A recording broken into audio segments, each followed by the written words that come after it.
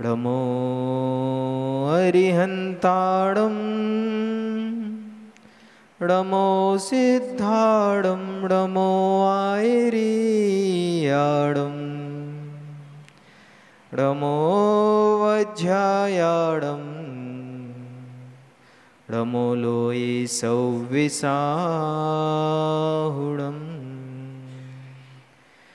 जय बोलिए अनंतानंद सिद्ध परमेष्टि भगवान की, देवादिदेव विग्रहण मूलनायक आदिनाथ भगवान की, चिंतामणि पार्श्वनाथ भगवान की, वर्तमान शासन नायक महावीर भगवान की, गणाचार्य भगवान 108 विराग सागर जी महाराज की, चर्या श्रमणी निर्गंधनाथ आचार्य गुरुदेव 108 विशुद्ध सागर जी यतिराज की, श्रवण रत्न मंचासीन मुनि श्री प्रसम सागर जी महाराज की, मुनि श्री साध्य सागर शुद्ध सागर जी महाराज की, 3 कम 9 करोड़ मुनि राजों की,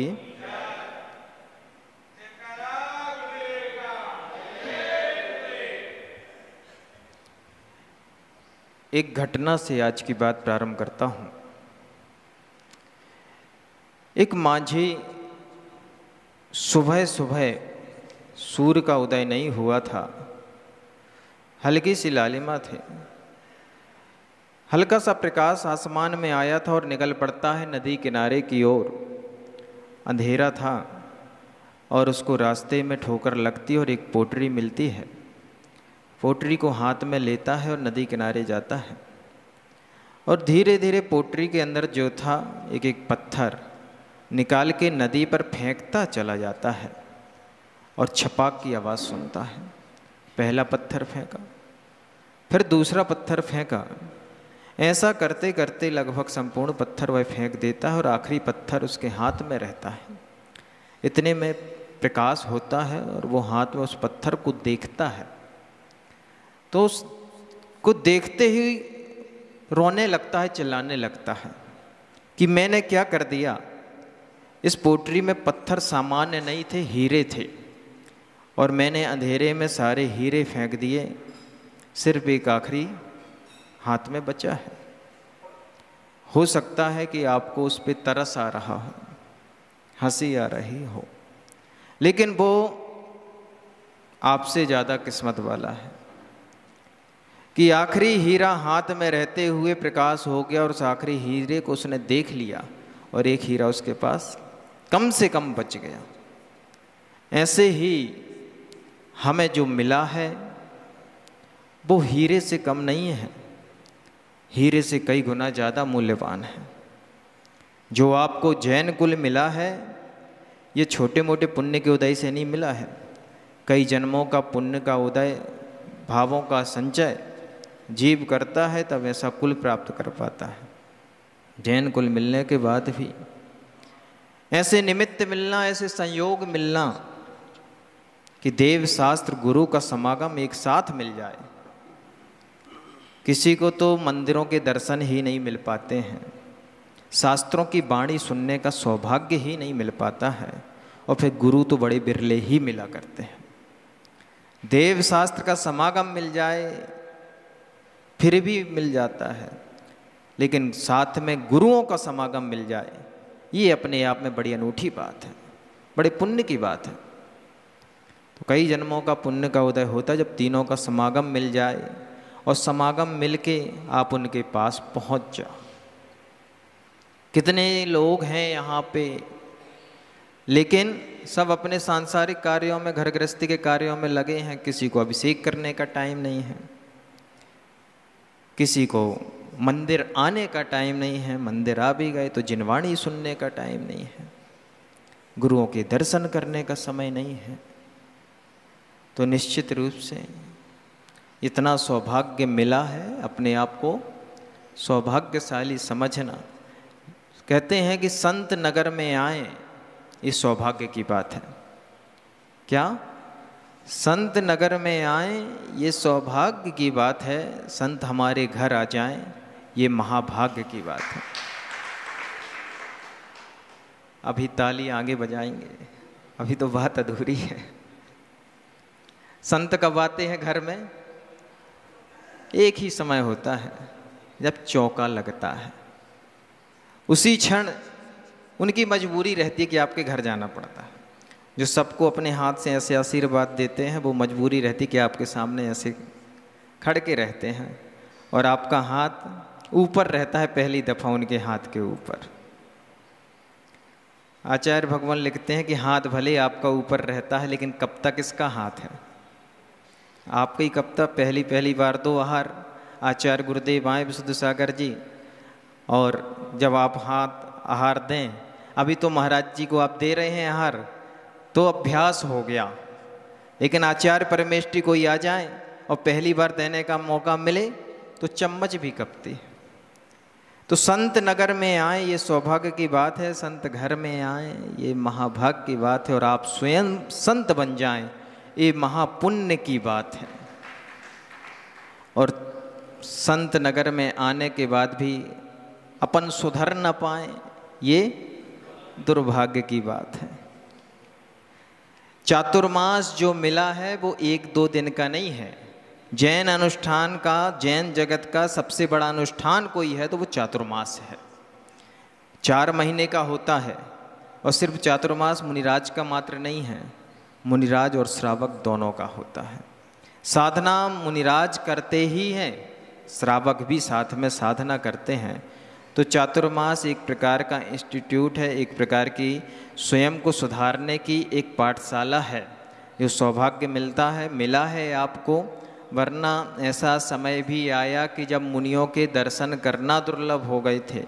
बनारसी दास वगैरह से पूछो, जीवन में उन्होंने कभी मुनिराज नहीं देखे, और मुनिराज कैसे होते होंगे, तो कमरे के अंदर वो कपड़े उतार के अभ्यास करते थे कि मुनिराज ऐसे चलते होंगे, ऐसे आहार करते होंगे। ये सोच सोच के उनकी आंखों से आंसू निकलते थे। अपन को मुनिराज मिले हैं, 4 माह के लिए मिले हैं, क्योंकि वेदों में दिगंबर योगियों के लिए बात रसायन कहा है। क्या कहा है? बात रसायन का अर्थ होता है जो वायु की तरह बहते रहें, इनको कोई नहीं रोक पाता है, हमेशा सतत विहार करते रहते हैं। लेकिन 4 माह किसके बलबूते रुक गए हैं? अपने अहिंसा महाव्रत के बलबूते, अहिंसा धर्म के पालन के लिए। क्योंकि इन 4 माह में वर्षा होती है और जो जीवों की प्रचुर मात्रा में वृद्धि हो जाती है। भूमि को क्या कहा जाता है इन 4 माह में? जैसे गर्भवती माँ होती है, वैसी गर्भवती ऋजा के समान इस भूमि को कहा गया है। अनंत जीवों की उत्पत्ति हो जाती है। तो उन जीवों की रक्षा के लिए 4 माह इनके एक कदम एक जगह पर रुके हैं। और यहीं पर क्यों रुके हैं? तो आपका भी अपना पुण्य है, इसलिए यहाँ पर रुके। भगवान का समोषण कहाँ पहुँचता है? भव्य जीव, पुण्यात्मा जीव, उनका भी नियोग रहता है, वहीं पर पहुँचता है। तो ऐसे ही 4 माह मिले हैं, तो निश्चित रूप से क्या करना है? कुछ ना कुछ सुधार करना है। जिनवाणी का शब्द कानों में पहुँचता रहे, तो जैसे सकोरा घड़ा होता है, सकोरा घड़ा समझते, हमारे बुंदेलखंड में बोलते हैं, जो बिल्कुल नया घड़ा आप खरीद के लाते बाजार से, उसके आर्द्रता नहीं दिखती है, अभी वो सूखा दिखता है, लेकिन पानी की एक एक बूंद उस पर गिरती रहे तो बाहर भी आर्द्रता दिखने लगती है कि अंदर पानी भरा है। ऐसे ही जिनवाणी की लगातार बात हमारे ऊपर अंदर पहुँचे तो कोई ना कोई बात लगेगी, और कभी ना कभी उस संस्कार के रूप में फलित होगी, एक दिन हमें भी परमात्मा बनाने में निमित्त बनेगी। इसलिए गुरुदेव मिले हैं। और सिर्फ मुख से ही प्रवचन नहीं होता है, मुख से प्रवचन 1-2-3 घंटे, 1-2 क्लास हो गई। मुनिराजों का जीवन लिखा है सरवार सिद्धि में आचार्य भगवान पूज्यपाद स्वामी ने, मूर्ति बिंब मोक्ष मार्ग मागवी सक्त मवसा निरूपयंतम। मतलब जिनका पूरा जीवन, पूरा शरीर ही अपने आप में प्रवचन होता है, ऐसे निर्ग्रंथ मुनिराज होते हैं। उनको प्रवचन की जरूरत नहीं पड़ती है। सुबह से शाम तक की जिनकी चर्या ही अपने आप में प्रवचन हुआ करती है। तो शब्दों से जितना सुने वो तो प्रवचन है ही, लेकिन एक अहोभाव आना चाहिए हमें कि ऐसे दिगंबर मुनिराज मिले हैं संसार में संत तो बहुत हैं, बहुत सारे संप्रदायों में साधु संत हुआ करते हैं, लेकिन इनकी तपस्या के आगे कोई नहीं ठहरता। 50 डिग्री 52 डिग्री टेम्परेचर हो रहा है, इस बार हुआ लगभग 48-50। उस समय भी विहार करते हुए और एक समय आहार करना और 24 घंटे निकालना, उसमें भी अंतराय टाल करके, ये अपने आप में दुनिया का क्या है, आश्चर्य है। किसी को बताओ अनजान व्यक्ति को कि ऐसी तपस्या करते हैं। कलौ काले चलौ चित्ते देहानंच कीट के एतच्चित चमत्कारा जिन मुद्रा धरा नरा। आप ताजमहल देखने जाते हैं, आश्चर्य है। कोई बेबीलोन का झूला देखने जाता, कोई चाइना की दीवार देखने जाता। आचार्य भगवान ने कहा कि काल काला है, कलौ काले चित्त चलायमान है। पंचम काल खोटा काल कहलाता है, और चित्त इतना चलायमान है कि यहाँ पर बैठे हो आप, 2 मिनट बाद क्या भाव हो जाएं, यहाँ से उठ के जाओ क्या भाव हो जाएं। एक बार 9 बार नमोकार भी एकाग्र चित्त मन से फेरा नहीं जाता है, चित्त इतना चलायमान है। कलौ काले चलो चित्ते देहानंच कीट के, यह देह क्या है, अन्न का कीड़ा बना हुआ है। सुबह नाश्ता करते हो, फिर 2 घंटे बाद भूख लगाती है, फिर खाते हो तो दोपहर में फिर कुछ खाना है, सांझ फिर खाना है, और रात को फिर फरारी करनी है। त्याग कर देते हैं रात्रि भोजन का, तो भोजन में क्या लेते अपन, अन्न लेते हो, 3 प्रकार के आहार, वो भी रात्रि भोजन के अंतर्गत आता है। अन्न का इसलिए कहा भैया एक स्टेप बढ़ो, लेकिन लक्ष्य यही है कि 4 प्रकार के आहार पानी का त्याग करो, क्योंकि हिंसा तो 4 प्रकार के आहार पानी में है। तो इतना सुबह से शाम तक खाते रहते हैं, देह अन्न का कीड़ा बना हुआ है। कलौ काले चलौ चित्ते देहानंच कीट के एतच्चित चमत्कारा जिन मुद्रा धरा नरा। यह सब होने पर कि चित्त चलायमान, काल खोटा है और शरीर अन्न का कीड़ा बना हुआ है, फिर भी युवा जिन मुद्रा को धारण करते हुए देखे जा रही हैं, ये संसार का सबसे बड़ा चमत्कार है। तो ऐसी महिमा आनी चाहिए गुरुओं के प्रति। यहाँ तक नहीं पहुँच पा रहे तो इनकी सेवा करते रहें, भैया वृत्ति करते रहें, तो निश्चित रूप से पुण्य का तीव्र आश्रय हमारा होता चला जाएगा। गिलास खाली है आधा और आधा भरा है, ये आपकी दृष्टि पर निर्भर करता है कि आप उसको खाली देखते हैं कि भरा हुआ देखते हैं। और जो वर्तमान में वर्धमान को नहीं देख सकता है, जो वर्तमान में वर्धमान को नहीं देख सकता है, वो वर्धमान कभी नहीं बन सकता है। कहा गया है, जे गुरु चरण जहां पड़े जग में तीर्थ होय। इनको तीर्थ नहीं कहा है, इनके चरण जहां पड़ जाएं वो रज भी तीर्थ बन जाती है। ये तो तीर्थ हैं ही, लेकिन इनके चरण रज की धूल भी तीर्थ बन जाती है।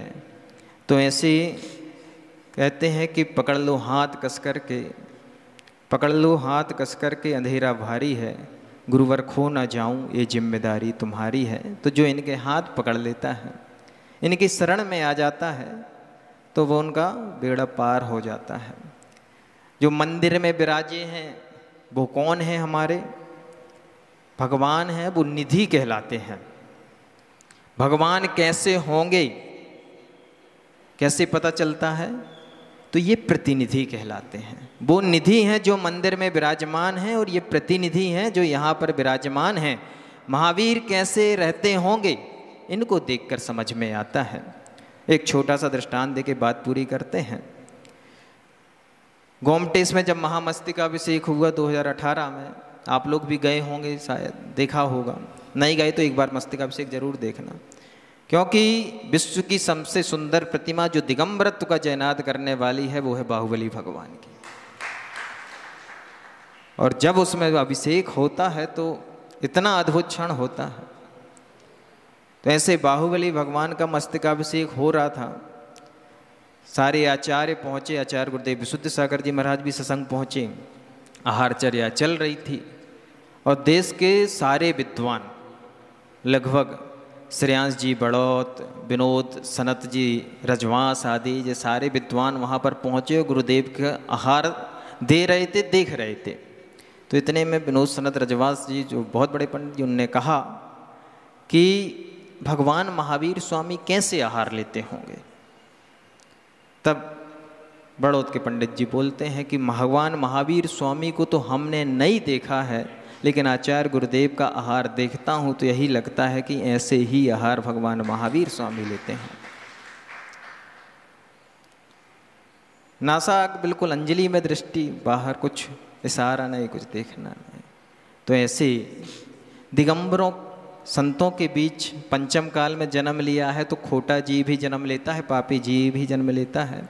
लेकिन इतने पुण्यात्मा हैं कि ऐसे कलिकाल में जन्म लेने के बाद भी ऐसे संतों के बीच जन्म लिया है जहाँ पर आचार्य भगवान विद्यासागर जी महाराज, आचार्य भगवान विराग सागर जी महाराज, आचार्य गुरुदेव विशुद्ध सागर जी महाराज, मुनि श्री प्रसम सागर, साध सागर, शुद्ध सागर जी मुनिराज का सानिध्य मिला, उनको देखा, उनका दर्शन किया है। तो इतना मिल गया है, अब इसके बाद क्या करना है कि अंतिम श्वासें निकलने से पहले जीवन में कुछ संयम के बीज आ जाएं, सच्चे दर्शन को हम प्राप्त हो जाएं, तत्व निर्णय के रूप में जीवन आगे बढ़ते हुए और संयम के संस्कार इस जीवन में हों तो निकट भवों में निश्चित रूप से मुक्ति संभव है। हम सब निकट भवों में मुक्ति को प्राप्त करें। इसी भावनाओं के साथ जय बोलिए आचार्य गुरुदेव विशुद्ध सागर जी महाराज की। मंचासीन त्रय मुनि